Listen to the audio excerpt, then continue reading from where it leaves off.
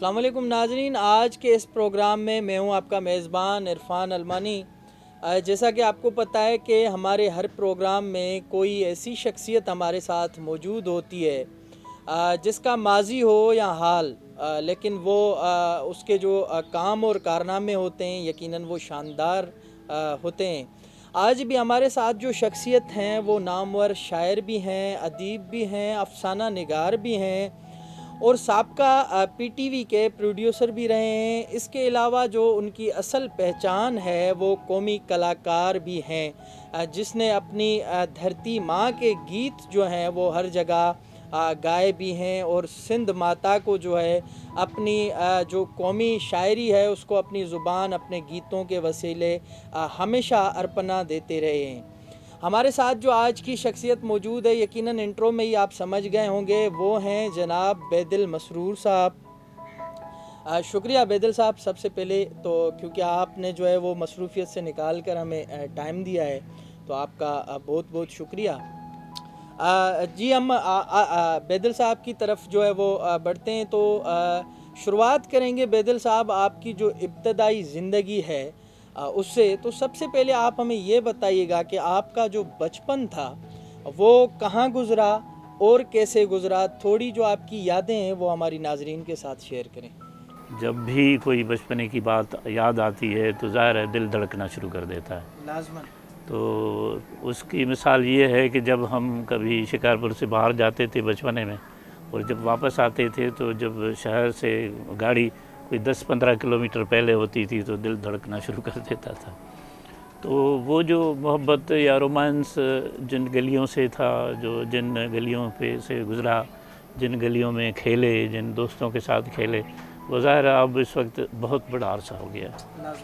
वो जो रोमांस बचपने का है, उस रोमांस में वो भी मुझे याद है कि बहुत पिटाई होती थी स्कूल जाने के लिए। वो हमारी पप्पी है बहुत मोहब्बत से कहती थी नहीं इसको मारो नहीं, ये इसको मैं ले जाती हूँ। तो बस सबकी कोशिश होती थी कि ये पढ़ ले। अच्छा, मुझे पता नहीं क्यों पता था, जहन में नहीं था कि मैं पढ़ूँगा। पढ़ने के लिए मुझे शौक़ इसलिए नहीं रहा था कि स्कूल का जो माहौल था ना वो एक डरावना माहौल था। टीचर्स जो होते थे वो ज़ाहिर बच्चों को मारते भी थे। अब मेरे लिए मुश्किल ये था कि मुझे उससे डर लगता था। एक तो ये चीज़ थी, दूसरा ये कि जो पड़ोस में हमारा माहौल था वो बहुत अच्छा था। मुझे ये शौक़ था कि पड़ोसियों से खेलूं, उनके साथ ये कंचे खेलूं, उसके साथ ईडीटी रकर खेलूं, उसके साथ रात को पिरुए खेलूं, गुम हो जाएं। ये सारी चीज़ें जो कंट्रास्ट था, स्कूल से डर लगता था और खेलने में मज़ा आता था।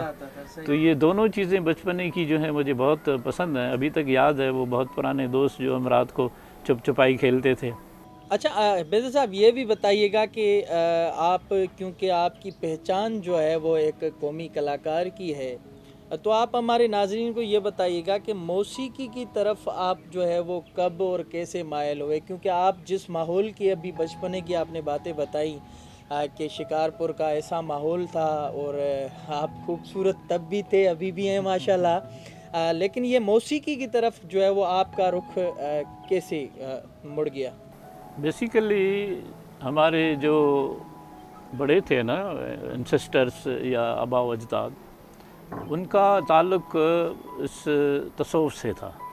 तसव्वुफ़ के ज़रिए से आपने देखा कि 1-2 सदियाँ ऐसी गुज़री हैं कि तसव्वुफ़ के ज़रिए से इंसानी बाशऊर हुए हैं, इंसानी इनकलाब आया है, शऊरी इनकलाब आया।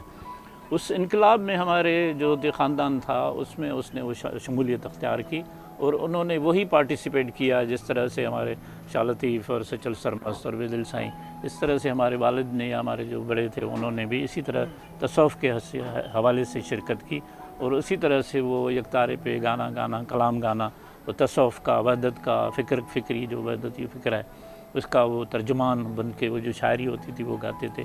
रातों रात 3-3 रातें, 4-4 रातें वो मुसलसल गाते रहते थे। उससे इनकलाब आया था और यही वजह थी कि वो इनकलाबी तसव्वुर जो था वो तसव्वुफ़ के ज़रिए से हम में भी आया। मैं शुरू में यही तसव्वुफ़ के कलाम गाता था और घर में क्योंकि बाजे थे, हारमोनियम थे, तबले थे, सब कुछ थे। हमारे बाबा साईं के साथ उनकी जो दोस्ती थी, जैकबाद में एक थे अपने उड्डो साहब, नेक मोहम्मद उड्डो सितार बजाते थे। हमारे पड़ोस में सेंधु खान तो सितार बजाते थे और अपने ये गंदल फ़कीर वहाँ से आते थे, रतू देरो से आते थे, سائیں اپنے ہدایت علی طارق نجفی لالو رانگ سے آتے تھے. شکارپور میں بہت منڈل بنتا تھا ہمارے گھر پہ, ہماری اتاق پہ بڑی بڑی محفلیں ہوتی تھی, 3-3 4-4 دن. تو ہمیں بچپنے سے وہ احساس ہوا کہ یہ کیفیت جو ہے وہ آدمی میں ایک جذبہ پیدا کرتی ہے, تو کیوں نہ ہم مطلب ایک تو شوق تھا. پھر جب یہ صورتحال ہوئی کہ جب یہ شیخ ایاز جدید شاعری کرنے لگے, یا ہمارے جو بعد میں ہمارے محمد ابراہیم جویو صاحب آئے, تو انہوں نے پھر یہ کہا کہ آپ کی آواز بھی اچھی ہے, آپ موسیقی بھی جانتے ہو, تو جدید شاعری جو قومی شاعری ہے آپ اس کو بھی گاؤ. تو وہ میں نے سوئچ اوور کر لیا اس طرف تصوف کے حوالے سے, جو میں تصوف کے حوالے سے سوئچ اوور کرنے کا مقصد یہ بھی تھا. تصوف میں گانے والے, کلام گانے والے اب اس وقت بھی اس وقت بھی بہت بڑا نام تھا. وہ منظور علی خان تھے, ڈھول فقیر تھے, اپنے یہ محمد جمن تھے, محمد ابراہیم تھے, بہت بڑے گانے والے تھے جو تصوف گاتے تھے.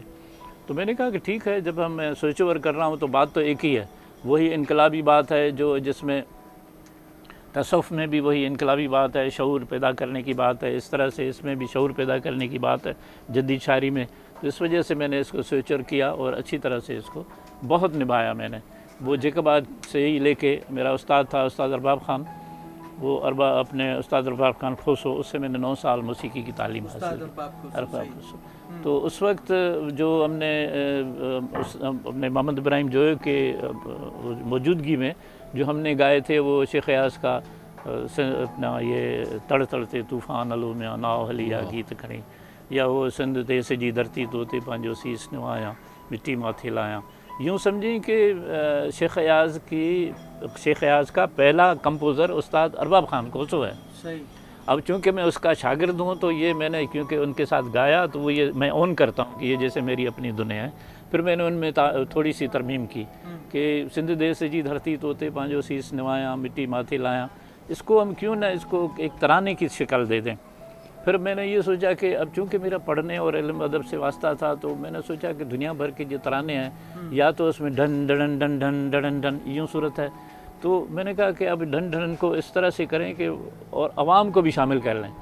تو میں جب اس کو اس طرح سے سوچا میں نے کہ جب میں کہوں, جب نعرہ لگاؤں نعرہ سندھ, تو سارے کہیں گے جی سندھ, تو میں وائی کی وہ لائن کہوں گا, جیو جیو جی جل جیو جیو جی جل تو کھے کی لوایا. مینس وہ جو نعرے کا جواب آیا اس کو میں نے جی بسم اللہ کہا. پھر میں نے ایک نعرہ لگایا تو انہوں نے نعرے کا جواب دیا, نعرہ سندھ, تو جواب دیا جی سندھ. تو میں نے کہا کال ملیر مہک اتھی جا نگر نگر پھیلایا. مینس جو آپ نے جواب دیا وہ میں ملیر کی طرح سے آج بھی پھیلانا چاہ رہا ہوں. تو اس کا ایک ایسا تاثر ہوا کہ مجھے یاد ہے کہ پاکستان ٹیلی ویژن میں آنے کے بعد بھی یہ جب میں گاتا تھا تو سارا کا سارا حال جواب دیتا تھا. کیر جیے کرتا تھا تو ہزاروں بندے جو تھے نا وہ صدا جیے کہتے تھے, کیر جیے تو سندھ جیے, کیر جیے امر جیے جی جل جیے سندھ جیے, وہ آواز ہی ہوتی تھی آواز. تو اس وقت یہ میرا اپنا یہ تھا سندھ دیسی یہ دھرتی, وہ ترانے کی طرح سے ہے. اب مسئلہ یہ ہوا کہ سائیں جی ایم سعید صاحب ناراض ہو گئے جی ایس سے, شیخ ایاز سے. اب شیخ ایاز چونکہ وی سی ہو گیا تو اب ظاہر ناراضگی تو ظاہر بنتی تھی ان کی کہ بھائی تم نے وی سی شپ لے لی ہے. بہرحال وہ ایک وقت تھا, اس وقت انہوں نے یہ جو ترانہ تھا جو میں گاتا تھا, ہر جگہ گاتا تھا اس وقت, اور یہ اسٹینڈنگ اوویشن نہیں ہوتا تھا کہ سارے کھڑے ہو جائیں, مگر اس کو اس طرح سے ایک ماب جو تھا نا وہ ایک یوں کر کے گاتا تھا نعرہ سندھ, تو آواز جاتی تھی, لگتا تھا کہ کنجر سے کاروں جر تک آواز جا رہی ہے. مگر اس کے بعد جب یہ ترانے کی انتخاب ہوا, سائیں نے حکم کیا کہ بھئی آپ اس کو ترانے کو ذرا ہم دوسرا ترانہ دینا چاہتے ہیں سندھ کو. کوشش کی نہیں بن سکا. بہرحال یہی شیخ ایاز کی جو بائی تھی یہی ترانے کے طور پہ قبول ہوئی, اچھی بات ہے. اب مسئلہ یہ کہ وہ جو ترانہ ابھی جو گایا جا رہا ہے وہ سلو ہے, اچھا, وہ اس میں وہ جذبہ نہیں ہے. اس میں یوں سمجھیں کہ جب شیخ ایاز کے مرنے پہ ہم نے صادق فقیر نے اور جن دوستوں نے گانا شروع کیا ترانہ, تو وہ ایک لگ رہا تھا کہ تدفین کا کوئی گیت ہے, کسی میت پہ گایا جا رہا ہے. سندھ دیس جی دھرتی توتے پانجو سیس نمایا ماں. تو اب اس میں دو چیزیں ہو گئی, ایک تو سندھو دیش ہو گیا, دوسرا ماں آخر میں آ گیا. تو وہ جو وائی کا جو ٹیمپو ہے نا وہ اس میں تبدیل ہو گیا، پر میں نے اعتراض نہیں کیا، مگر مجھے احساس ضرور ہے کہ ترانہ تھوڑا سا کڑک ہونا چاہیے. سندھی عوام ویسے ہی تھوڑی سی نرم دل ہے، تھوڑی سی مربت پسند ہے، اس کو تھوڑا سا جھنجھوڑنا چاہیے، جذبہ ہونا چاہیے. یہ تھا اس کا. اور میرا موسیقی کے میں آنے کا جو فائدہ ہوا، یہی فائدہ ہوا، مجھے بہت فائدہ ہوا کہ میں یوں سمجھیں کہ اپنے نوجوانوں کا پسندیدہ گانے والا ہو گیا، قومی راگی ہو گیا. اور مجھے بہت خوشی ہے کہ میں سندھ کا اپنی تعریف کر رہا ہوں، سندھ کا وہ گانے والا ہوں، وہ کمپوزر ہوں جس کو سندھ کے بہت بڑے لوگوں نے اپنی کتابوں میں شامل کیا. اب بہت خوشی ہوئی بیدل صاحب کہ آپ نے جو ہے وہ کھلی باتیں ہمارے ساتھ شیئر کی، اور یہ بھی کہا کہ یہ جو ترانہ تھا اس کو دھن دینے والے بھی آپ تھے. اس سے پہلے کہ ہم جو اگلے ہمارے سوال ہیں ان کی طرف ہم چلیں، ہم چاہیں گے کہ ہمارے ناظرین کو آپ اپنی آواز میں جو ہے وہ وہی کڑکدار آواز جو بیدل مسرور کی ہے اس میں آپ کا کوئی بھی پسندیدہ جو ہے وہ کلام ہمیں ہمارے ناظرین کو سنا دیں. یار یہ ایک مسئلہ ہے کہ دیکھو کبھی کبھار جب بھی میں جاتا ہوں، اب تو میں کسی شادی میں بھی نہیں جاتا، جب بھی جاتا ہوں جہاں بھی جاتا ہوں کہتے ہیں بیدل مسرور آیا ہے تو یہ ماں ڈوہیاں ضرور گائے گا. اب میں کیا کروں، ماں ڈوہیاں کیسے گاؤں؟ اب ڈاکٹر نے مجھے منع کیا کہ گانا بھی مت گاؤ. تو آپ کی فرمائش پوری کرتا ہوں، دوستوں کی جو خواہشیں ہیں. جی اب اس کی جو نظم ہے، ماں ڈوہی ہاں منہ کے ہی ڈوہ کیا آئن، ان سر جے گدلے سینور میں ہی نیل کمل بت ڈوہی آئیں، کو بھی چکور اندھارے میں جے اڈرے تو دروہی آ، ہی ڈوہ نہ ہے مانو جی منہ مٹی بھی ہرگوہی آ. اس میں ایک نظم میں نے فٹ کی تھی پہلے، سچ وڈو او سچ وڈو ڈوہاری آہے، روز اول کھاں پکڑیو ویو آ، ڳولھے ماریو ویو آ، تیل کڑھائی کاڑھیو ویو آ، زنجیرن میں جکڑیو ویو آ، چوٹیء تاں اچھلاयो ویو آ، کڏहिं زہر پیاریو ویو آ، گھاڻے میں پیلاयो ویو آ. ہا پر پو بि انہیء جی ساڳی، ہا پر پو بि انہیء جی ساڳی رہندی آئی ریت ابھاڳی، جंहिं जे मन में खाट हणे थो तंहिंजो सारो चैन खणे थो. अॼु तो वटि महिमान थियो आ, अॼु तो वटि महिमान थियो आ, पर तो ही बि कॾहिं सोचियो आ, कंहिंसां तुंहिंजी यारी आहे, सच वॾो ॾोहारी आहे, सच वॾो ॾोहारी आहे. ही ॾोह न आहे माण्हूअ जी, मुंहुं मिटी ॿीहर ॻोही आ, ऐं को बि चकोर वंधारे में जे उॾरे थो त दरोही आ. ही ॾोह न आहे माण्हूअ जी, मुंहुं मिटी ॿीहर ॻोही आ, मां ॾोही आ. ही ॾोह न आ आकाश छॾे मूं प्रीत लॻाई धरतीअ सां, हूअ सांझी जा सतरंग हुई, मूं कान क़बूली सिज कना, तो आगिम थी उभिरां, ऐं किरणा थी बरसां. मां तव्हांखे मेरा ख़्याल है कि मैं उर्दू में, क्योंकि आपका प्रोग्राम उर्दू है, तो मैं अयाज़ का अपनी आवाज़ में नहीं, थोड़ी सी नज़म आपको उर्दू वाली सुनाता हूँ. शेख अयाज़ की उर्दू में भी एक बहुत जानदार एक है, सबक है या ग्रिप है. वो कहता है कि दूर कैलाश से चांद हेमंत का मेरे मन को हमेशा बुलाता रहा, मैं कि रंबीर था लू में लड़ता रहा, बरछियों के तले झपकियाँ नींद की मुझको रास आ गईं, बरछियों के तले झपकियाँ नींद की मुझको रास आ गईं, रन पे सूरज के नुख जब चमकने लगे, मैंने चेहरा न उनसे छुपाया कभी, रेत तांबा बनी मेरे तलवे जले, बर्छ की छाँव में मैं न बैठा कभी, घाव जब भर गए मेरे हर अंग पर, कितने काले गुलाबों के पौधे मिले, बेरियों से कभी शिकायत न की, मैंने लड़ते हुए वार ओछे किए, और मैंने मरने से कोई हिचकिचाहट न की, न मारने का डर, हाँ मगर दूर कैलाश से चांद हेमंत का मेरे मन को हमेशा बुलाता रहा. यानी वो जो जंगजू आदमी है उसके अंदर एक मोहब्बत तो है ना, वो जब हुस्न देखता है या जब कोई चांदनी देखता है, जब रोशनी देखता है, तो वो पुकार उठता है कि भाई वो मुझे बुला रही है, देखो हालांकि मैंने बर्छियों के तले साए में नींद की है. जी एकता की मेहरबानी कि मुझे बेदल मसरूर साहब के साथ गुफ्तगू में शरीक किया. और बेदल मसरूर साहब से मेरा सवाल ये है कि उनकी ज़्यादातर ज़िंदगी सूफ़ी अज़म के साथ गुज़री है, तो सूफ़ी अज़म को بیدل صاحب آپ کیا سمجھتے ہیں؟ ان کی مختصر تشریح بیان کریں۔ پریکٹیکل صوفی ہونے کا مقصد یہ ہے کہ آپ اللہ کی عبادت بھی کرو اور انسان کی عزت اور خدمت بھی کرو۔ جی، جب آپ دونوں کام کرتے ہو تو صوفی ہیں۔ وجہ یہ کہ وہ جو آج کل کہتے ہیں کہ صوفی اس کو کہتے ہیں جو چرس پیتا ہے، بھنگ پیتا ہے، موالی ہے، نعرہ لگاتا ہے، وہ صوفی نہیں ہے۔ وہ ایک کاہل اور ایک سست اور ایک مطلب آدمی ہے جس کا تصوف سے کیا اپنے سماج سے بھی واسطہ نہیں ہے، اس کا اپنے والدین سے، اپنے ماں باپ سے، بیوی سے بھی واسطہ نہیں ہے۔ وہ صوفی نہیں ہے۔ دنیا کو چھوڑ دینا تصوف کا کام نہیں ہے۔ دنیا میں رہ کے مکھے منہ پرین بدھی بھی دوبار میں، یعنی یہ کہ اس پانی میں ڈالنے کا مقصد یہ کہ جیسے مرغا ہے، پانی کو آپ پانی میں ڈالیں وہ باہر آ کے اپنے آپ کو صاف کر دے گا، صاف ستھرا ہو جائے گا۔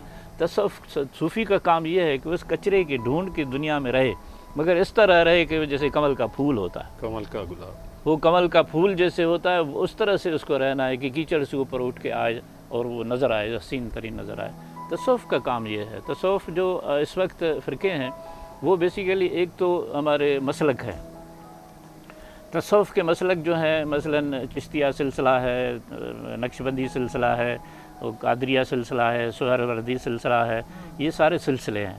ان میں اسباق ہیں، ان میں محنتیں ہیں۔ بندے کو جو اپنے باپ کو پانی نہیں پلاتا، وہ بندہ جو اپنے باپ کی جوتی سیدھی نہیں کرتا، تو ان کے لیے وہ استاد جو لوگ ہیں ہمارے ٹیچرز ہیں، وہ ان کو سمجھاتے ہیں، ادب کرنا سکھاتے ہیں، عزت کرنا سکھاتے ہیں، اور سماج میں رہنے کے ایک جو اصول ہیں، جو نیمز ہیں، وہ اس کو سمجھاتے ہیں۔